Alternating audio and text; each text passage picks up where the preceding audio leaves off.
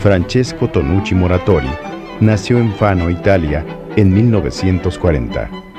Se diplomó como profesor en 1958 y es pedagogo por la Universidad Católica de Milán. Desde 1966 es investigador del Instituto de Ciencia y Tecnología de la Cognizione, en Roma. Ha dedicado su actividad profesional al estudio del pensamiento y del comportamiento infantiles en el ámbito de la familia, la escuela y la ciudad.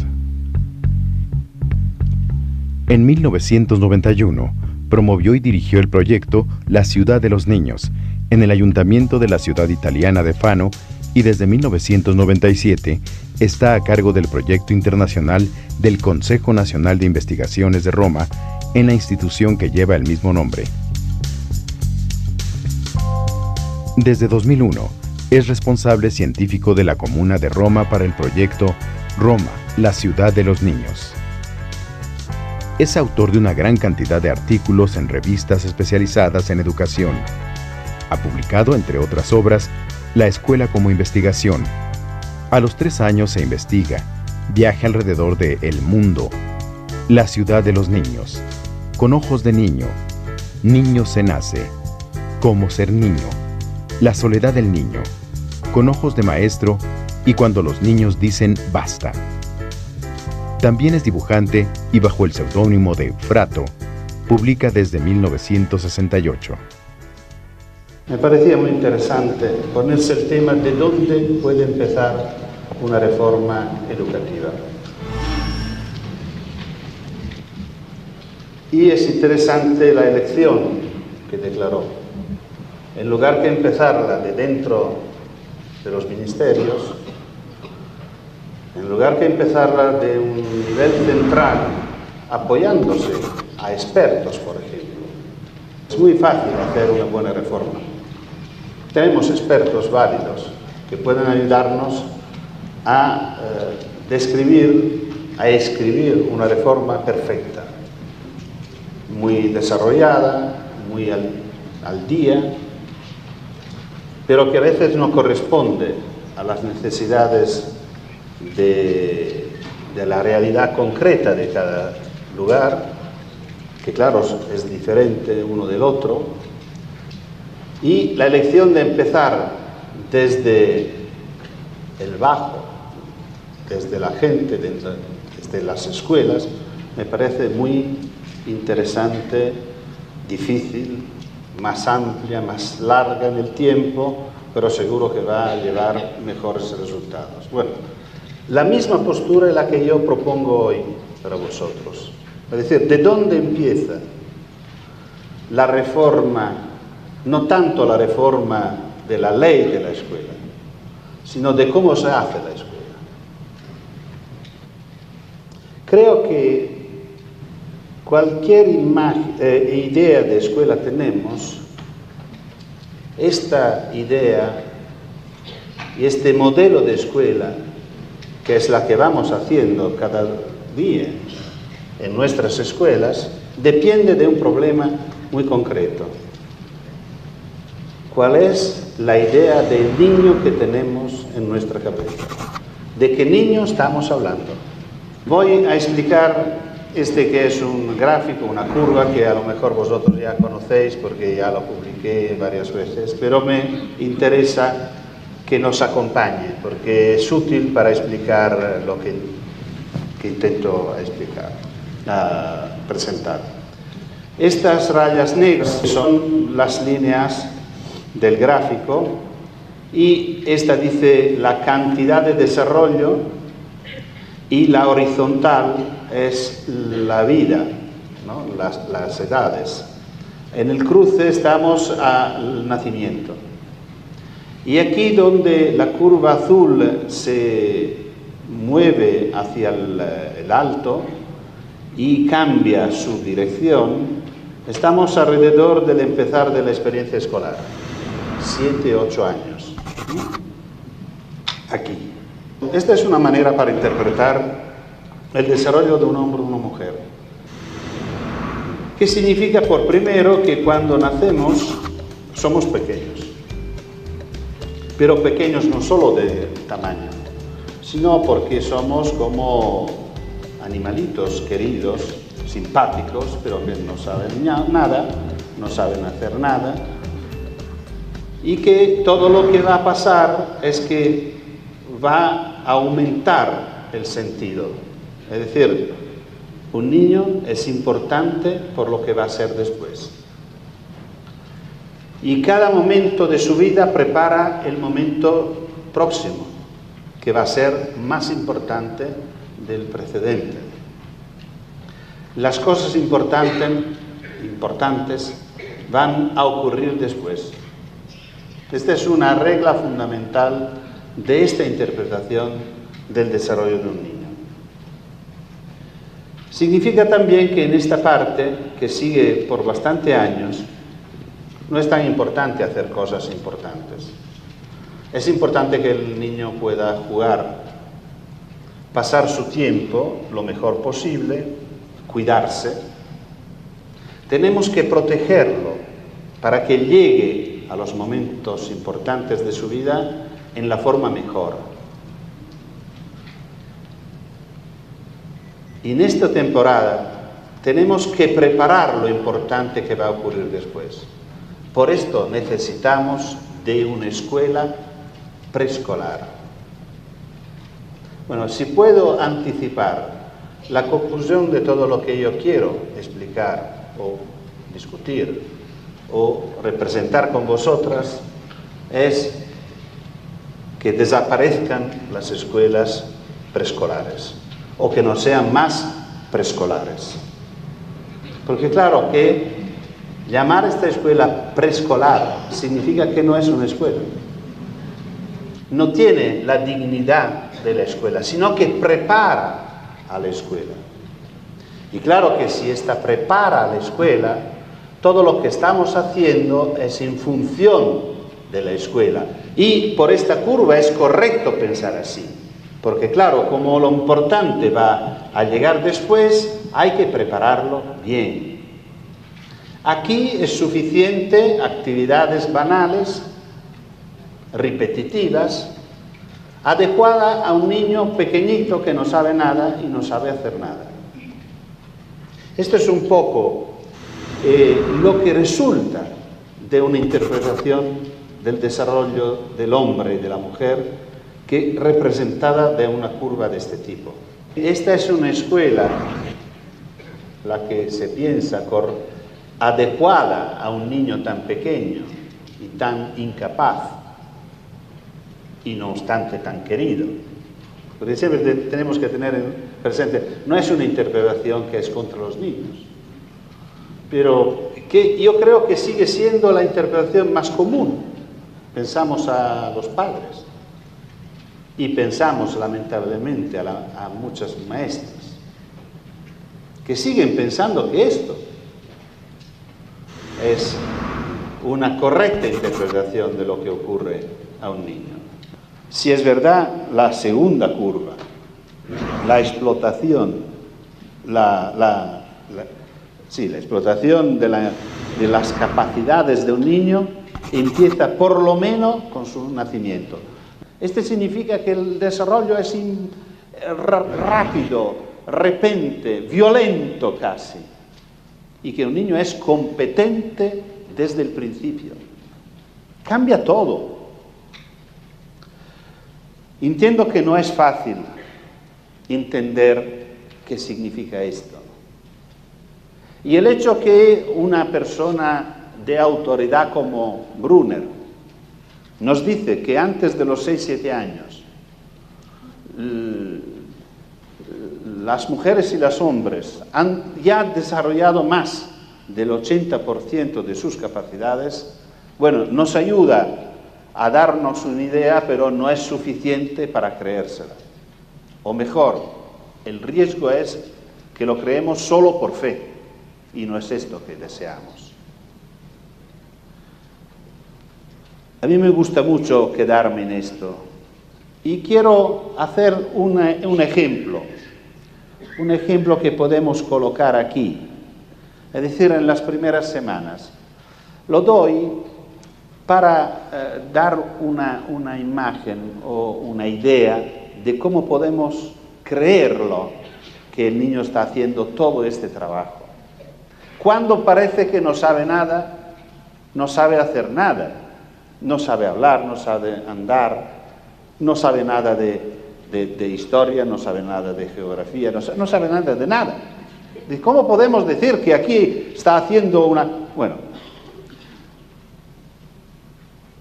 cuando el niño nace empieza a llorar.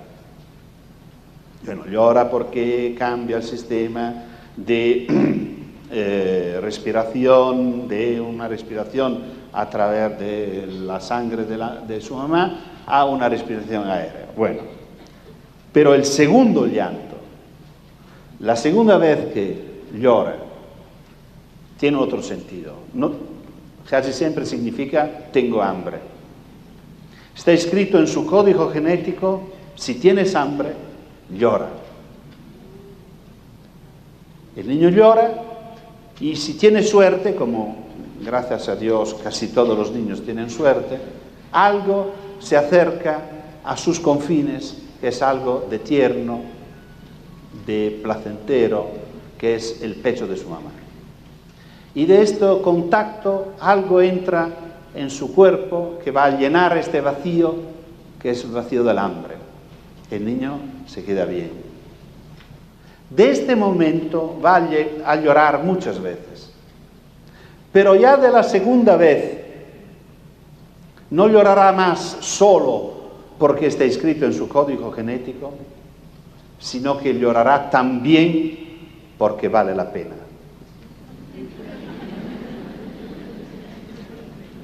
Desde este momento empieza un aspecto emocional que tendremos que tener en cuenta siempre en toda la carrera educativa de los niños. Suscitar emociones y vivir nosotras y nosotros emociones con ellos. Vale la pena. Sabemos que esta condición, que es una condición social, un convencimiento social, va a crecer. Y allí serán las raíces, los cimientos de la vida social y de la vida sexual. Y pasan días, y pasan unas semanas.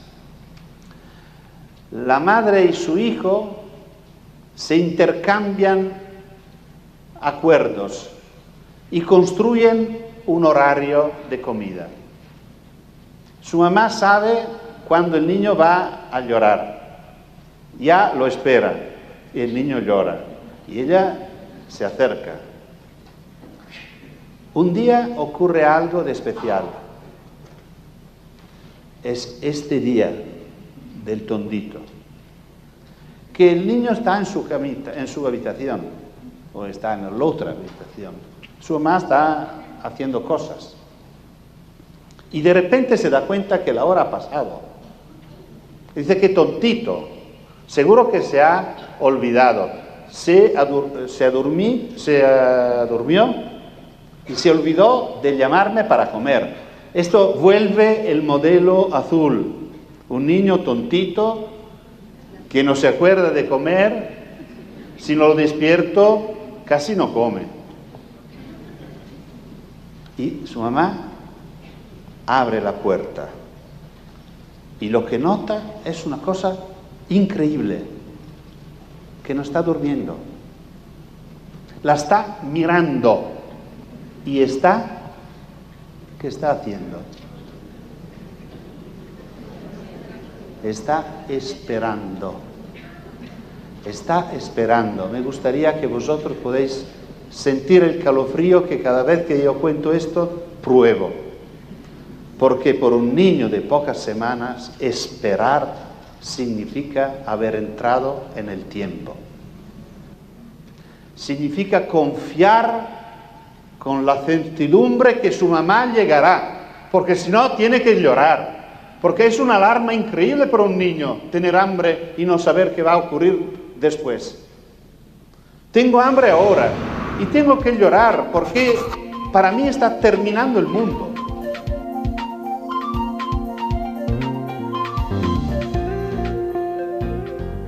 en este momento el niño nos manifiesta que ha puesto los cimientos del tiempo. Y yo espero que sea claro que esto es un trabajo enorme. Y todo lo después de la conjugación de los tiempos, lo de los romanos y de los griegos, es algo de mucho más fácil. Porque se trata solo de aplicar elementos prácticos a esta base, que es una base cognitiva fuerte, de colocarse en el tiempo. Y de esta manera nosotros podemos describir muchos aspectos de lo que ocurre a un niño.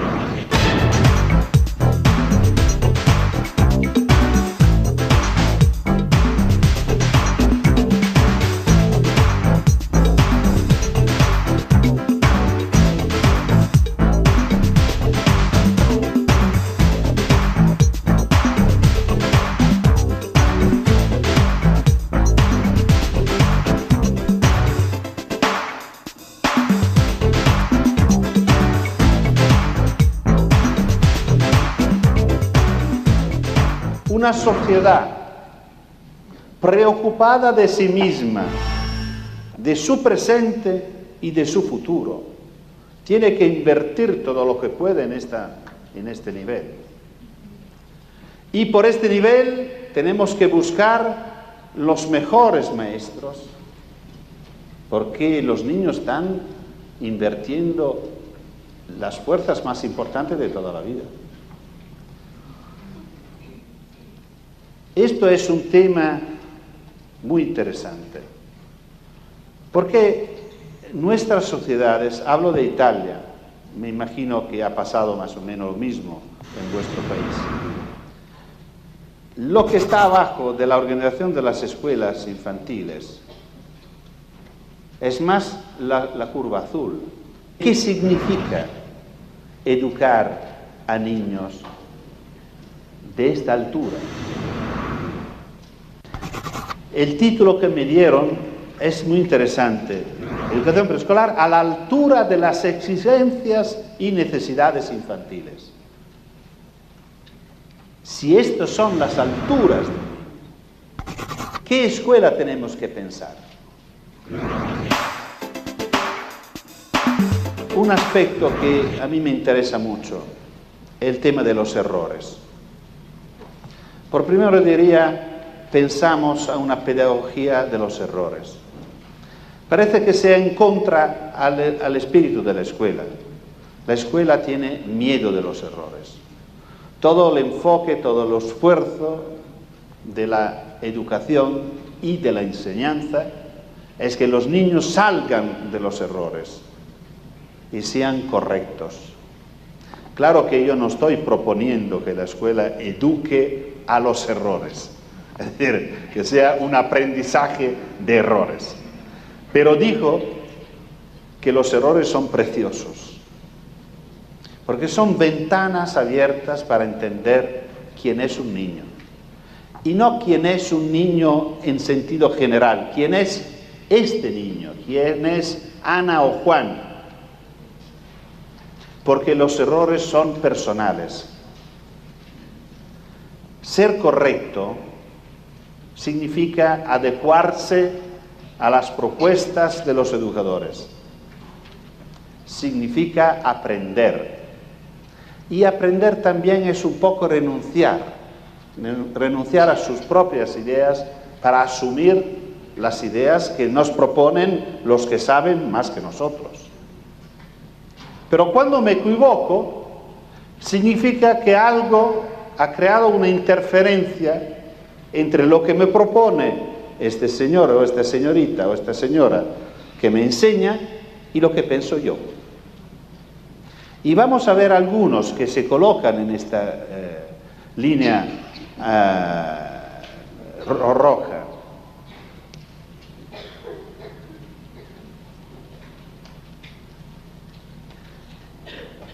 A los 3 años y medio, más o menos, oigo a mi hijo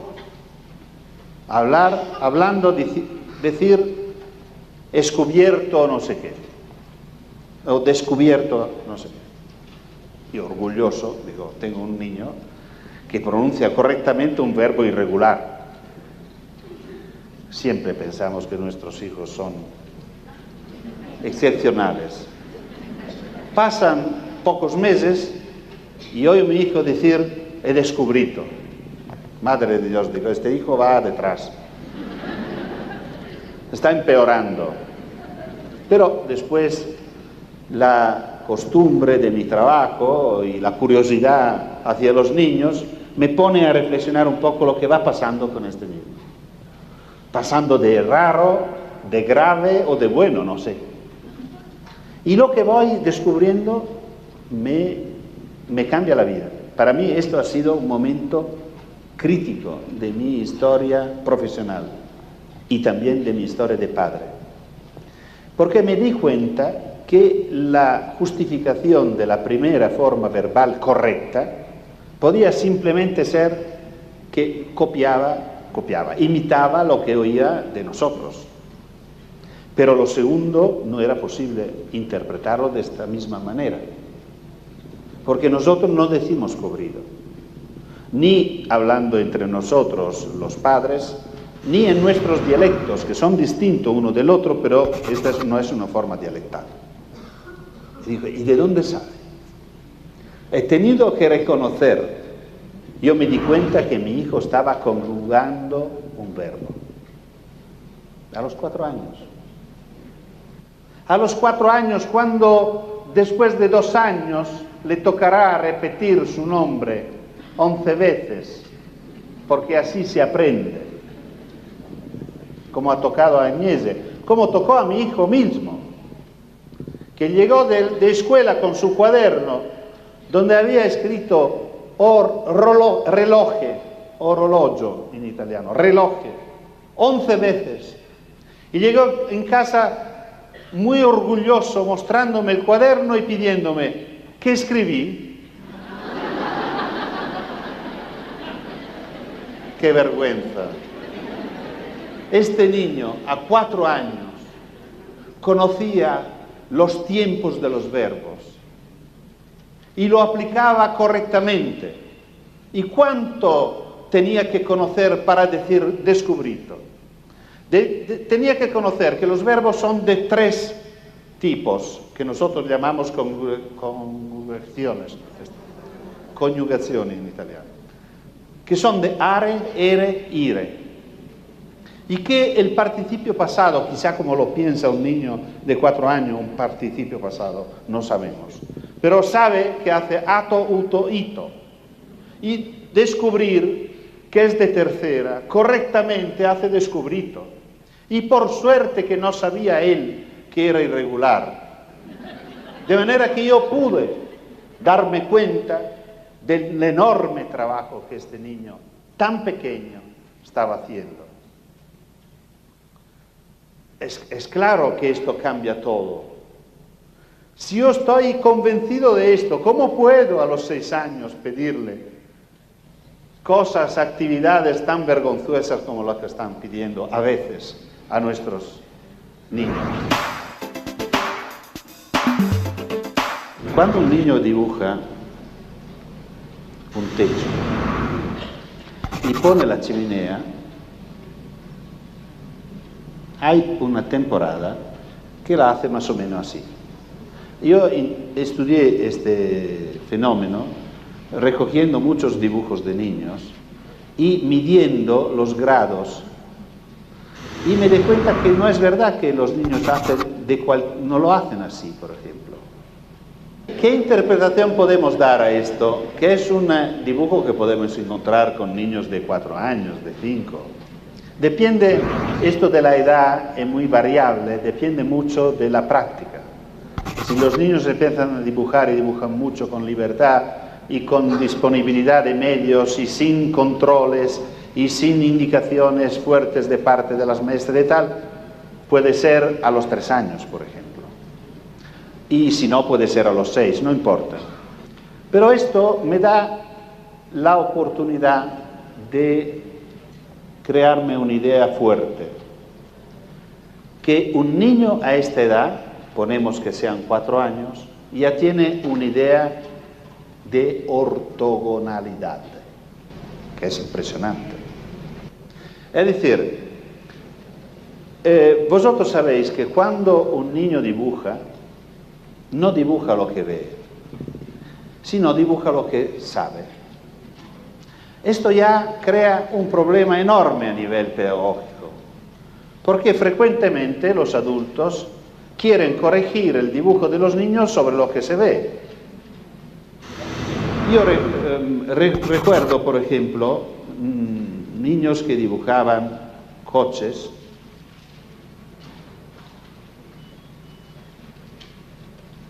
de esta forma. Y la maestra, llevando el niño a la ventana, y dice, mira, tú puedes ver algún coche con las ruedas arriba del techo.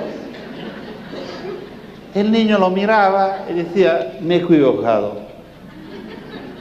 Esta es una violencia impresionante. Es que el niño estaba diciendo otra cosa. Estaba diciendo que no hay ni un coche que no tiene 4 ruedas. La idea que yo me he hecho es que nosotros, desde el principio de nuestra vida, nos construimos como un fichero que tenemos en nuestra cabeza, en nuestra mente, en nuestro pensamiento. Y cuando vamos a dibujar una cosa, vamos a buscar la ficha. En la ficha de la chimenea, probablemente está escrito que la chimenea está recta. Recta significa, desde mucho tiempo, que forma 2 ángulos rectos de 90 grados. Que no lo dicen así los niños, pero esta es la idea. Lamentablemente, entre comillas, un niño dibuja antes el techo. Nunca vi un niño dibujar antes la chimenea y después el techo. Y como dibuja antes el techo, hace correctamente, así como descubrito, correctamente, en la chimenea recta respecto al techo. Por esto es ridículo mostrarle la realidad. Está interpretando un concepto fuerte de ortogonalidad. Lo que falta en la ficha del niño es que no está escrito que está ortogonal al llano teórico del horizonte. Hombre, tiene 4 años. Tiene 4 años. Para no volver a este tema del dibujo que me interesa mucho, yo tengo una antigua pelea contra el dibujo libre.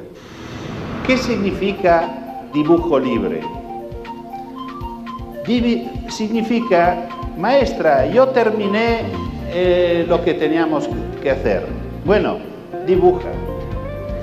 Ahora, dibujar es un poco ocupar el tiempo, ¿no? Llenar un hueco. Y los niños siempre dicen, bueno, ¿qué tengo que dibujar? Lo que quieres. Porque un maestro dice, ¿cómo? Lo pide a mí.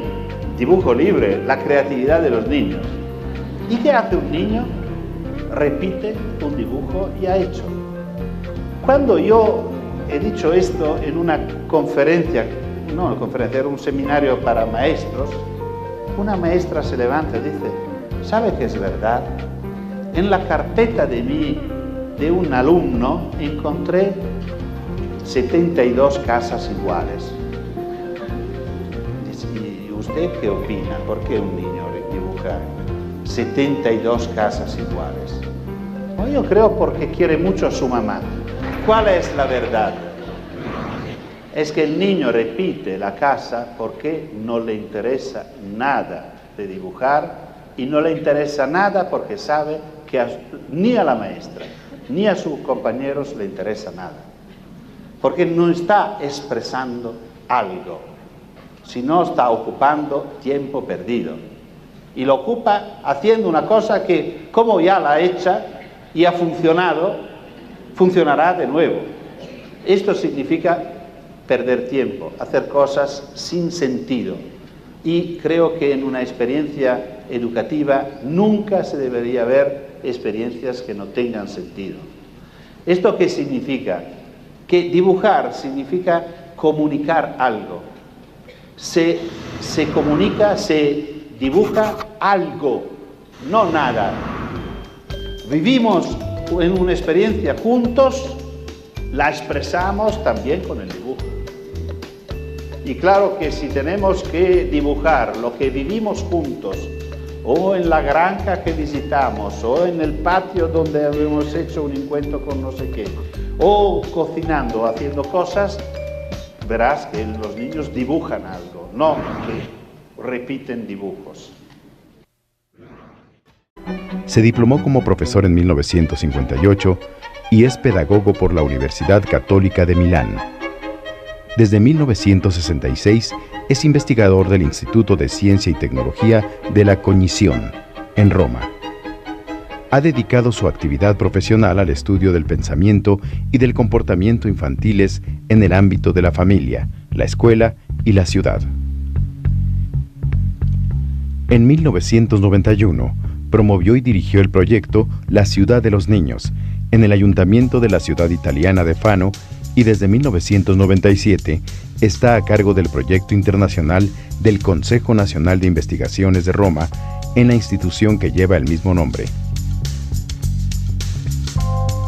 Desde 2001, es responsable científico de la Comuna de Roma para el proyecto Roma, la Ciudad de los Niños. Es autor de una gran cantidad de artículos en revistas especializadas en educación. Ha publicado, entre otras obras, La Escuela como Investigación. A los 3 años se investiga, viaja alrededor de El Mundo, La Ciudad de los Niños, Con ojos de niño, Niño se nace, Cómo ser niño, La soledad del niño, Con ojos de maestro y Cuando los niños dicen basta. También es dibujante y bajo el seudónimo de Frato, publica desde 1968. Me parecía muy interesante ponerse el tema de dónde puede empezar una reforma educativa. Y es interesante la elección que declaró.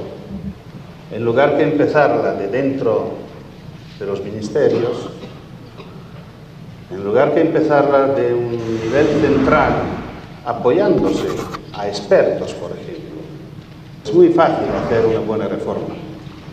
Tenemos expertos válidos que pueden ayudarnos a escribir una reforma perfecta, muy desarrollada, muy al día, pero que a veces no corresponde a las necesidades de la realidad concreta de cada lugar, que claro es diferente uno del otro, y la elección de empezar desde el bajo, desde la gente, desde las escuelas, me parece muy interesante, difícil, más amplia, más larga en el tiempo, pero seguro que va a llevar mejores resultados. Bueno, la misma postura es la que yo propongo hoy para vosotros. Es decir, ¿de dónde empieza la reforma? No tanto la reforma de la ley de la escuela, sino de cómo se hace la escuela. Creo que cualquier idea de escuela tenemos, esta idea y este modelo de escuela, que es la que vamos haciendo cada día en nuestras escuelas, depende de un problema muy concreto. ¿Cuál es la idea del niño que tenemos en nuestra cabeza? ¿De qué niño estamos hablando? Voy a explicar que es un gráfico, una curva que a lo mejor vosotros ya conocéis porque ya lo publiqué varias veces, pero me interesa que nos acompañe porque es útil para explicar lo que intento explicar, presentar. Estas rayas negras son las líneas del gráfico y esta dice la cantidad de desarrollo y la horizontal es la vida, ¿no? las edades. En el cruce estamos al nacimiento. Y aquí donde la curva azul se mueve hacia el alto y cambia su dirección, estamos alrededor del empezar de la experiencia escolar, 7, 8 años. Aquí. Esta es una manera para interpretar el desarrollo de un hombre o una mujer. ¿Qué significa? Por primero, que cuando nacemos somos pequeños. Pero pequeños no solo de tamaño, sino porque somos como animalitos queridos, simpáticos, pero que no saben nada, no saben hacer nada, y que todo